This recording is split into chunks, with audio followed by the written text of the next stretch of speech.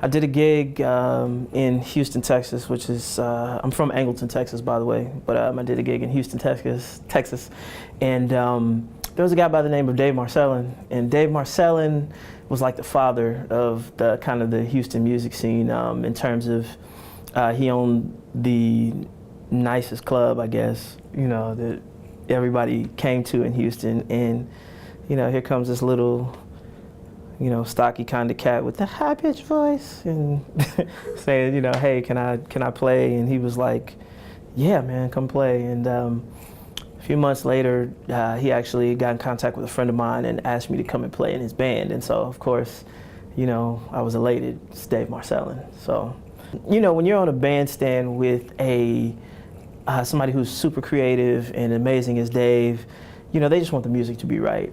And so Houston has a very cool way of like throwing you into the music and you don't know nothing. They count it off like 1, 2, and you're in it. You're like, what's the song? At first, drummers, what key are we in? You know. So we were playing with Dave, and it was kind of a new thing. And Dave was like, he used to do this thing where he was like, ah, and he'd get off the piano.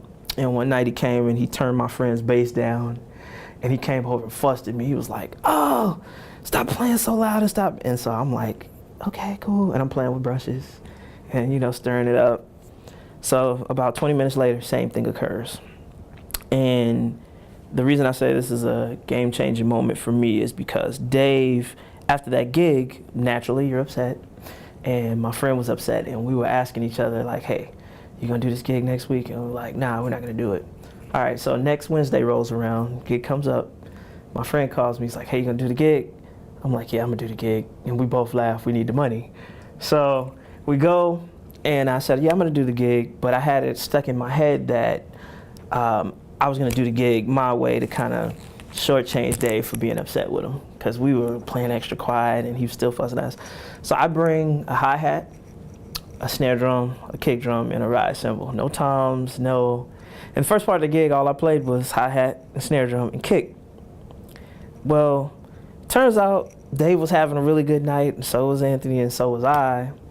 And that was the most creative gig that I've ever played, you know, in my life. So I learned that, I wouldn't say in my life, but it was the most creative gig that was game-changing for me, because I learned that I could play the same amount of stuff I do on a ton of drums on no drums at all.